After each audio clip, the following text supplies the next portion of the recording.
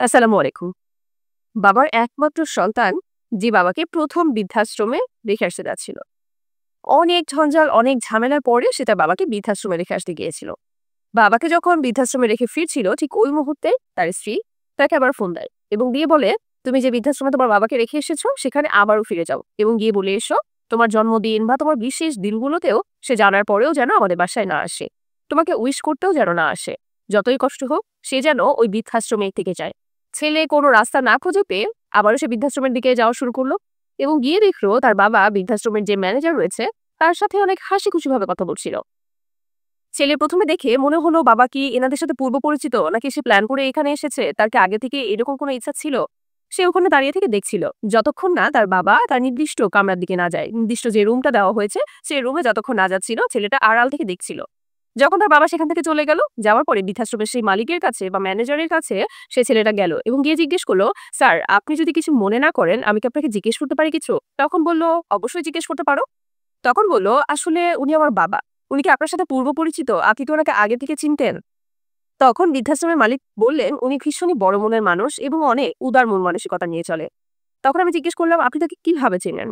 তখন উনি বললেন, "আজ থেকে ঠিক ৪০ বছর আগে আমার এই অনাথ আশ্রমের একটা শিশুকে সে নিয়ে গিয়েছিল। আমি যদি ভুল না করে থাকি, তাহলে তুমি সেই সন্তান। সেই অনাথ শিশুকে দেখো কি সুন্দর করে লালন পালন করে আজকে বড় করেছে, কিন্তু ভাগ্যের নির্মম পরিহাসে তাকে আজকে এই বৃদ্ধাশ্রমে আসতে হয়েছে।"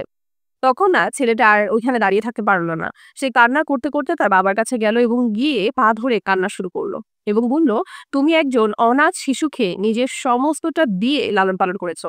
আর সেই অনাথই তোমাকে আজকে অনাথ বানিয়ে সে বৃদ্ধাশ্রমে রেখে যাচ্ছে।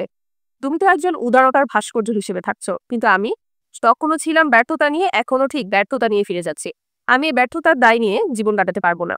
চলো আমার সাথে। আমি আমার পুরো জীবনটা দিয়ে তোমার সেবা যত্ন করে কাটিয়ে যেতে চাই।" বাবাকে এই কথা বলতে সে বলল, "বাবা, তুমি আমাকে মাফ করে দাও। আমি এত বড় ভুল কাজ করছিলাম, যেটা আমার করা কোনোভাবেই উচিত ছিল না। আমি যদি তোমার নিজের সন্তানও হতাম, তবুও এটা করা উচিত ছিল না। হয়তো আমি তোমার সন্তান না, তবুও তোমাকে যে বৃদ্ধাশ্রমে রেখে যাচ্ছিলাম আমি, ওই মুহূর্তেও কিন্তু তুমি বলতে পারতে যে আমার সবকিছু রয়েছে। তুমি একজন অনাথ শিশু, তোমার কিছুই নেই। কিন্তু তুমি সর্বস্বটা আমাকে দিয়ে তুমি তোমার মতো যেখানে রেখে যাচ্ছি, সেখানে তুমি থেকে গিয়েছো। আমাকে একটিবারের জন্য তুমি বলোওনি যে আমি অনাথ ছিলাম।" এই সকল কথা ছেলেটা বলতে বলতে বারবার বাবার কাছে মাপ চাচ্ছিল।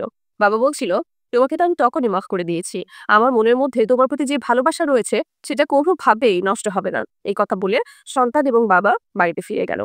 আসলে প্রত্যেকটা বাবা-মার প্রতি না অনেক সম্মান, ভালোবাসা, কথাগুলো কোনো একটা জায়গা থেকে নেওয়া আমার অনেক ভালো লেগেছিল। এই কারণে শেয়ার করলাম। আসলে কি জানেন? এটা তো একটা গল্প। কিন্তু এগুলো বাস্তবে প্রতিনিয়ত ঘটছে। প্রত্যেকটা পরিবারের সাথে ঘটছে। আসলে দেখেন, বাবা-মার কাছে ১০ টা সন্তান কখনো বোঝা হয়ে যায় না।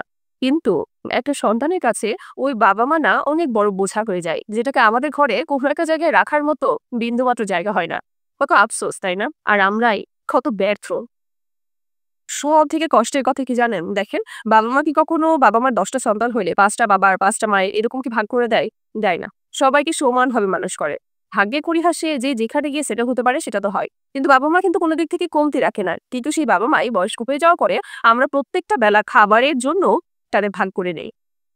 এর থেকে কষ্টে আর কি হতে পারে বলেন? বাবা-মাকে ভালোবাসুন, শ্রদ্ধা করুন এবং তাদেরকে না একদম সর্বোচ্চ সম্মানিত স্থানে রাখুন।